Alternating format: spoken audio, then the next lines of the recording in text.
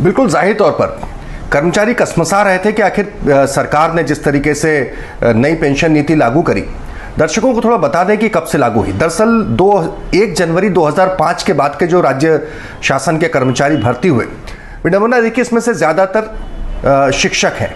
लगभग इस दायरे में लगभग 3,35,000 कर्मचारी आते हैं, जिसमें से 2,87,000 टीचर हैं जो कि 1 जनवरी 2005 के बाद भर्ती हुए।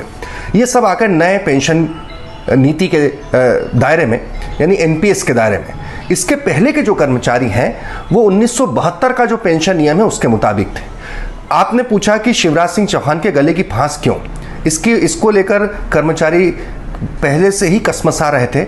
बहुत साफ आकांक्षा वजह, क्योंकि सरकारी नौकरी का जो एक चार्म है ना, वो उसकी पेंशन नीति की वजह से है। बहुत निश्चिंत होता है सरकारी कर्मचारी जो होता है, उसे पता होता है कि रिटायरमेंट के बाद भी मेरी आर्थिक सुरक्षा है। इतना ही नहीं, मेरे गुजर जाने के बाद जो भी मेरे ऊपर आश्रित है, मेरे चाहे वो पत्नी हो या बच्ची हो, उसे भी पेंशन मिलती है आश्रित पर।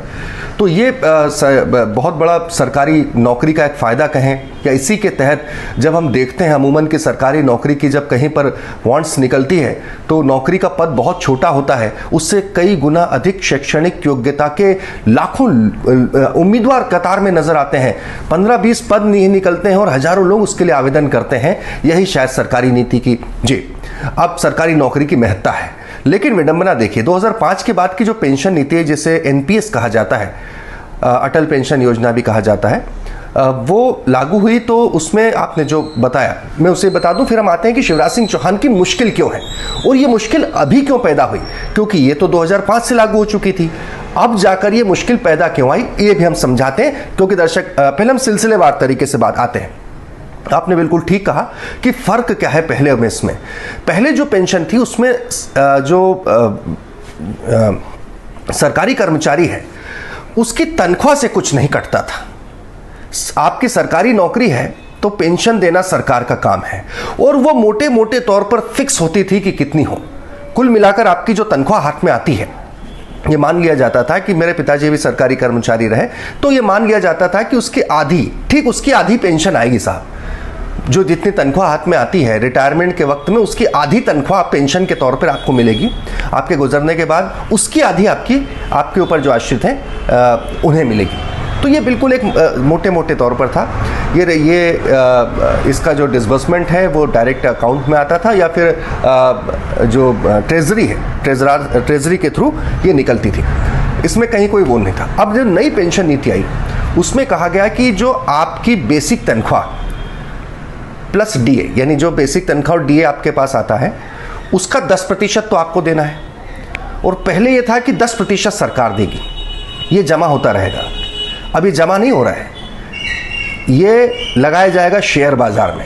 आप समझे, ये म्यूचुअल फंड टाइप का मामला है। ये पैसा लगाया जाएगा शेयर बाजार में। बाद में इसमें एक अमेंडमेंट हुआ कि जो सरकार के 10% थे वो बढ़कर 14% हो गए। यानी कि आपकी बेसिक तनख्वाह प्लस डीए का 10% और उसका 14% सरकार को, ये सब मिला के 24% में से 40% मार्केट लिंक योजनाओं में यानी कि शेयर बाजार में लगेगा। रिटायरमेंट के वक्त जो पैसा बनेगा इसका, उसका 50% तो आपके हाथ में दे दिया जाएगा और बचे 50% की पेंशन मिलेगी, उससे पेंशन तय होगी।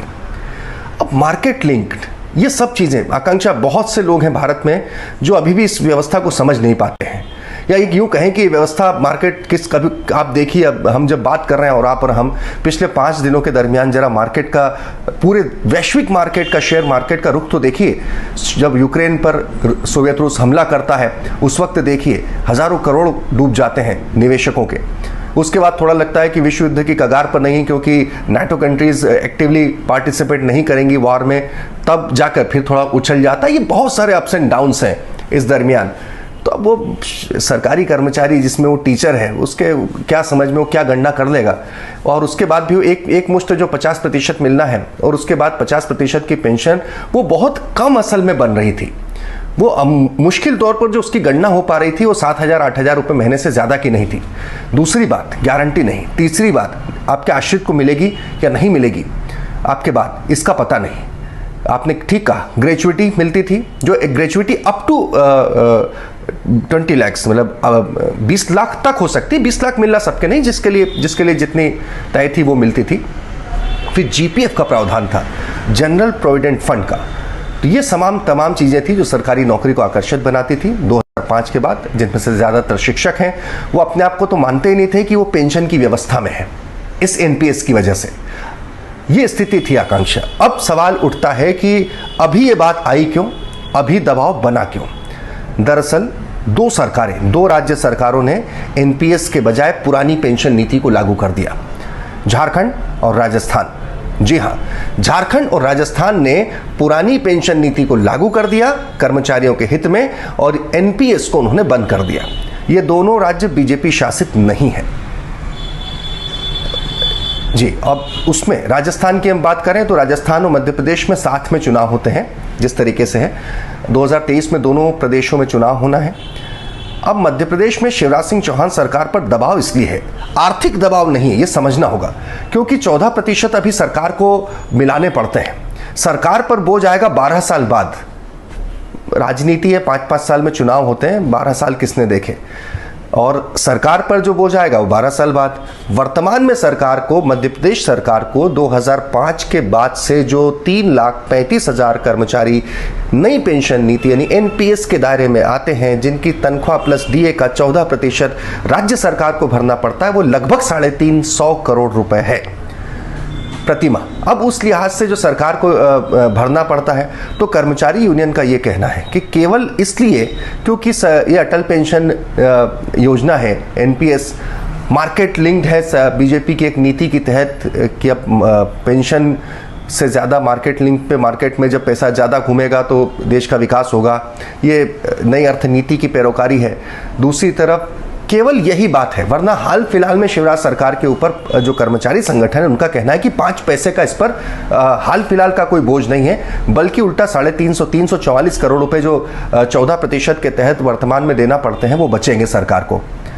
लेकिन मुश्किल शिवराज सिंह चौहान की ये है कि आखिर बीजेपी के द्वारा लाई गई योजना, प्रधानमंत्री नरेंद्र मोदी जिस एनपीएस की को महत्वाकांक्षी योजना कहते हैं, वो योजना को बंद करके वो पुरानी पेंशन नीति जो कभी कांग्रेस सरकार की देन रही, उसे वो कैसे स्वीकार कर लें। बस गले की फांस यही बनी हुई। वरना यूं देखें जी, इसीलिए कांग्रेस इसे मुद्दा बनाने जा रही है। अब से कुछ देर पहले कांग्रेस के वरिष्ठ नेता गोविंद सिंह का ये बाकायदा स्टेटमेंट आया है कि कांग्रेस ने मांग की है सरकार से पुरानी पेंशन नीति को लागू करने की, और कांग्रेस ने कहा है कि अभी हाल ही में जो विधानसभा का सत्र मार्च में होना है, उसमें कांग्रेस बाकायदा इसको लेकर प्रस्ताव भी लाएगी। लिहाजा कांग्रेस को लग रहा है कि ये बड़ा वोट बैंक है। देखिए, आपने खुद ने कहा 3,35,000 कर्मचारी नहीं होते हैं, ये 3,35,000 परिवार होते हैं। उस लिहाज से ये एक बड़ा वो होता है। दूसरा, ये बातें और भी लोगों को प्रभावित करती हैं जो उनसे जुड़े हुए हैं। तो अगर याद कीजिए, जब दिग्विजय सिंह का शासन का दूसरा टर्म था और सरकारी कर्मचारी काफ़ी नाराज़ थे, तो उसका खामियाजा भी भुगतना पड़ा। अमूमन सरकार चाहती है कि चुनावी वर्ष तक पहुंचते पहुंचते सरकारी कर्मचारी, खासतौर पर वो सरकारी कर्मचारी जो मास लेवल पे हैं, बड़े स्तर पर हैं, बड़े स्तर को प्रभावित करते हैं और जिसमें सबसे ज़्यादा शिक्षक आते हैं, उन्हें नाराज़ नहीं किया जाए, बल्कि उनकी मांगों को मानकर उन्हें अपनी तरफ किया जाए। तो ऐसे में वर्तमान स्थिति में उनकी जो मांग है, उसे मानने में शिवराज सरकार पर आर्थिक बोझ हाल फिलहाल का नहीं है। बहुत सारी घोषणाएं अपनी औकात से बाहर जाकर मध्य प्रदेश सरकार और खासतौर पर शिवराज सिंह चौहान करते हैं। उसके लिए कर्ज भी लेते हैं। इसके लिए न कर्ज लेना है न कुछ करना है। लेकिन बड़ा सवाल यह है कि आखिर वो वैचारिक स्तर पर अपनी पार्टी की लाइन से हटकर क्या इसे कर पाएंगे, या फिर अपनी पार्टी में इस बात को समझा पाएंगे कि ऐसा करना ठीक है। तो ये आखिर किस लिहाज से समझा पाएंगे? क्यों? क्योंकि एनपीएस जो है वो नई सरकार का एक ड्रीम प्रोजेक्ट है। एनपीएस नई सरकार लेकर आई है, नई नीति लेकर आई है, पुरानी नीति की आलोचना कर लेकर आई है। ऐसे में फिर से कांग्रेस शासन के द्वारा स्थापित की गई उस पेंशन नीति को इस मध्य प्रदेश में लागू करना, ये वाकई शिवराज सिंह चौहान के लिए गले की फांस जैसा है। जो दायरे में आ चुके हैं 3,35,000, उन्हें मिलेगी अगर लागू करते हैं। तो दायरे से बाहर हैं इसमें भी कंडीशनल थे। आप जो आपने कहा संविदा को मिलेगी, शिक्षा कर्मी को जो उसके पहले के हैं वो मिल जाएगी, उसके बाद के लोगों को नहीं मिलेगी। ये भी इसमें देखना पड़ेगा। अब ये समझना है यहाँ पर दायरा सरकार इसका बढ़ाती है पेंशन को लेकर, तो इसमें और भी लोग आज शामिल हो सकते हैं। लेकिन अभी जो वर्तमान स्थिति के आंकड़े हैं उसके मुताबिक 3,35,000 हैं, जिसमें से 2,87,000 शिक्षक हैं, संविदा शिक्षक हैं ज़्यादातर उसमें से। ये तमाम इस दायरे में आते हैं जो अभी एनपीएस के तहत जिस दायरे में आ रहे हैं। अगर इन तमाम लोगों को 1972 की पुरानी पेंशन नीति के तहत लागू किया जाता है तो ये सभी इसी दायरे में आएंगे। कांग्रेस तो मैदान में कूद चुकी है। आकांक्षा, ये बिल्कुल निश्चित तौर पर है कि कांग्रेस मैदान में कूद चुकी है। गोविंद सिंह का आज का स्टेटमेंट कि हम विधानसभा में इस मसले को लेकर आने वाले हैं, तो कांग्रेस इस बारे में बाकायदा बयान जारी कर चुकी है कि अगर कांग्रेस की सरकार बनेगी तो मध्य प्रदेश में पुरानी पेंशन नीति लागू की जाएगी इन कर्मचारियों के लिए। तो कांग्रेस इसकी घोषणा कर चुकी है। शिवराज सिंह चौहान सरकार पर दबाव भी इसलिए है कि उसी स्टेट में लागू हुई है, नेबरिंग स्टेट में, पड़ोसी राज्य में लागू हुई है, जहां पर तभी चुनाव है जब मध्य प्रदेश में चुनाव है। तो अगर सरकारी कर्मचारियों को खुश करने के लिए राजस्थान सरकार ऐसा कर सकती है तो मध्य प्रदेश सरकार ऐसा क्यों नहीं कर सकती है। अब ऐसे में शिवराज सिंह चौहान को ऊपर अपने पार्टी के आला कमान, आला नेताओं को उस स्तर पर जाकर इस बात को समझाना होगा कि ये एक ऐसा विषय है जो पार्टी को नुकसान कर सकता है। आने वाले चुनाव में सरकारी कर्मचारी चाहते हैं कि उनकी पेंशन इस प्रकार से हो, पुराने हिसाब किताब से हो, लेकिन नई सरकार है, नए तौर तरीकों की सरकार है, नए तरीके से चलने वाली सरकार है। ये सरकार पैसे को ब्लॉक नहीं करना चाहती। ये सरकार इस तरह से गारंटी नहीं देना चाहती कि आपके बिल्कुल जीवन मरे पर्यंत से लेकर अपने आने वाले व्यक्ति जो आश्रित है उसके जीवन पर्यंत तक की जिम्मेदारी सरकार उठाए।